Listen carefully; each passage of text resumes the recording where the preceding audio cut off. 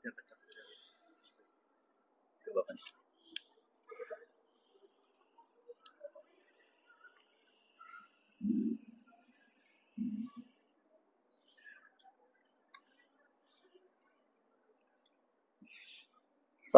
warahmatullahi wabarakatuh.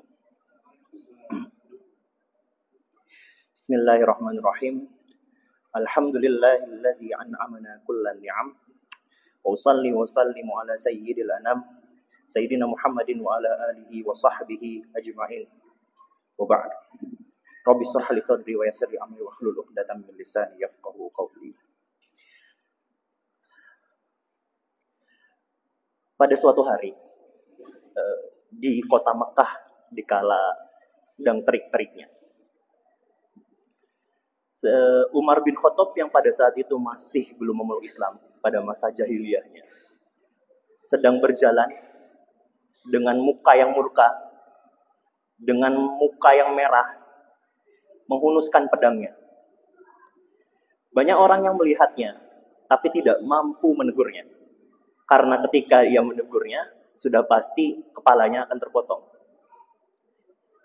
Tetapi ada satu orang yang menegur Umar bin Khattab yang sedang marah ini. Seorang sahabat yang saat itu belum diketahui keislamannya oleh orang Makkah. Seorang sahabat bernama Nu'aim bin Abdullah. Nu'aim ini bertanya kepada Umar bin Khattab, "Wahai Umar, mau kemana engkau membawa pedangmu yang terhunus itu dengan muka yang marah?" Umar menjawab, "Saya ingin menebas leher seseorang yang telah memecah-mecah suku Quraisy ini."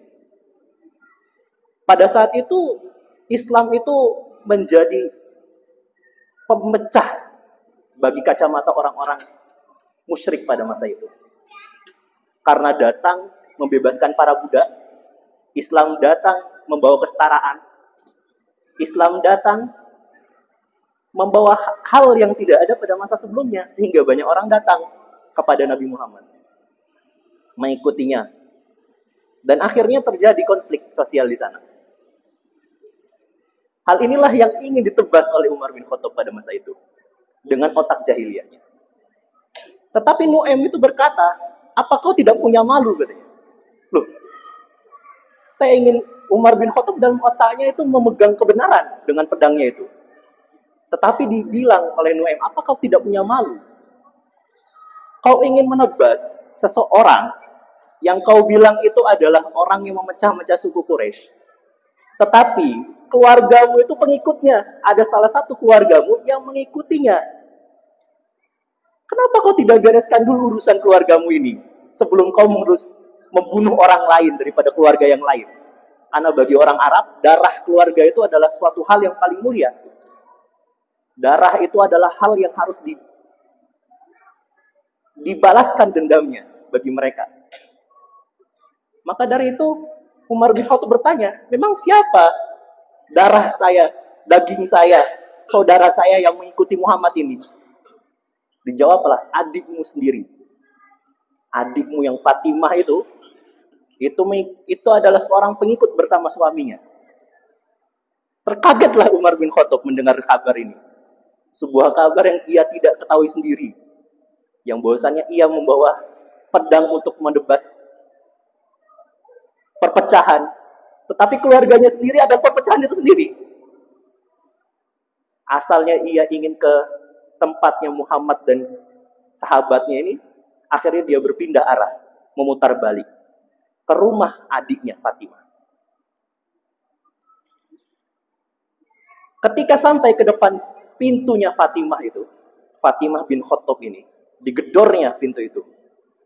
Dapatinya di dalamnya ada Fatimah dan suaminya. Juga ada seorang lain yang dimana mereka bertiga ini sedang belajar suhuf-suhuf, sedang belajar Al-Quran, sedang mengaji. Disembunyikanlah Quran itu yang pada masa itu masih dalam pelepah-pelepah kurma di dalam bajunya Fatimah. Umar bin Khattab melihat suatu hal yang disembunyikan itu. Langsunglah dia tanya, "Apa yang kau sembunyikan, wahai adikku?" "Kau tidak boleh memegangnya," kata Fatimah. Kau itu seorang yang tidak Islam. Tidak bisa kamu memegang suatu hal yang sangat suci ini. Akhirnya berantem di situ, hampirlah ditebas suaminya dan sahabatnya. Akhirnya Fatimah bilang, ya sudah, kalau kau ingin membaca apa yang ada di pelepah ini, mandilah dulu supaya kau suci. Mandilah Umar. Bersuci dia, membacalah potongan Quran itu. Apa yang ia baca? Surat apa yang ia baca? Yang ia baca adalah surat Toha. Awal daripada surat Toha. Dibacalah surat itu. Sampai kepada ayat 9. Wahal ataka hadis Musa. Di situ dijelaskan. Apakah kau tahu kisahnya Nabi Musa? Berkenanlah hatinya Umar bin Khattab ketika mendengar itu. Memang apa kisahnya Nabi Musa? Dijelaskanlah di situ kisahnya Nabi Musa. Sampai ke titik ayat ke-14. Inni anallahu la ilaha illa ana fa'budni wa aqimis sholata li dzikri. Umar bin Khattab ketika sampai ke ayat 14 ini, dapatlah dia hidayah. Karena apa dia mendapat hidayah? Karena kisahnya Nabi Musa. Memang apa kisahnya Nabi Musa itu? Pada saat itu, Nabi Musa kembali daripada negeri Syam, kembali ke Mesir. Pada saat itu beliau tersesat. Tersesat di mana? Di semenanjung Sinai. Di lembah-lembah Sinai yang gersang, tidak ada air, berbatuan semua. Pada saat itu, untuk menghangatkan diri saking sangat dinginnya, Nabi Musa ini ingin menyalakan api, tapi tidak bisa sama sekali. Api itu tidak hidup sama sekali. Beliau mencari ke kanan ke kiri, di suatu bukit ada sebuah cahaya. Ketika ada sebuah cahaya, berarti ada api di sana. Nabi Musa izin kepada keluarganya.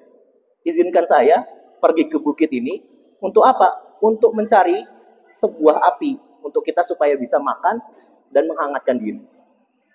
Ketika sampai di bukit itu, yang ia dapatkan bukan api, tapi sebuah cahaya. Cahaya yang tak ada apinya. Nah, di sanalah pertama kalinya Nabi Musa langsung berkalam, langsung berbicara dengan Tuhannya. Dan diberikanlah wahyu untuk membendarkan orang-orang Mesir dan menghabisi para Fir'aun yang berkuasa di sana. Kisah inilah yang menggetarkan yang menggetarkan Umar bin Khattab. Setelah itu, ia sarungkan pedangnya, ia pergi menemui Nabi Muhammad, bukan untuk menebas kepalanya, tapi untuk berislam. Dari dua kisah ini, kisahnya Umar bin Khattab dan juga kisahnya Nabi Musa, petunjuk dan hidayah itu adalah suatu hal yang tak terduga. Suatu hal yang kita harus minta. Suatu hal yang datangnya dari mana saja. Mengapa begitu? Karena bukan milik kita. Kalau bukan milik kita, patutnya kita bagaimana? Patutnya kita meminta. Nah, karena sekarang sedang di akhir daripada bulan Ramadan, haruslah kita berdoa untuk selalu senantiasa diberikan Allah Subhanahu wa taala segala macam hidayah dan petunjuk untuk kepada jalan yang baik. Mungkin itu saja kisah singkat yang saya bisa sampaikan, yang saya bisa bagikan. Mohon maaf ketika ada salah. Semua kesalahan datang daripada diri hina ini. Ketika ada suatu hal baik, itu semuanya adalah yang Allah titipkan kepada mulut saya. Wabillahi taufiq wal hidayah. Wassalamualaikum warahmatullahi wabarakatuh.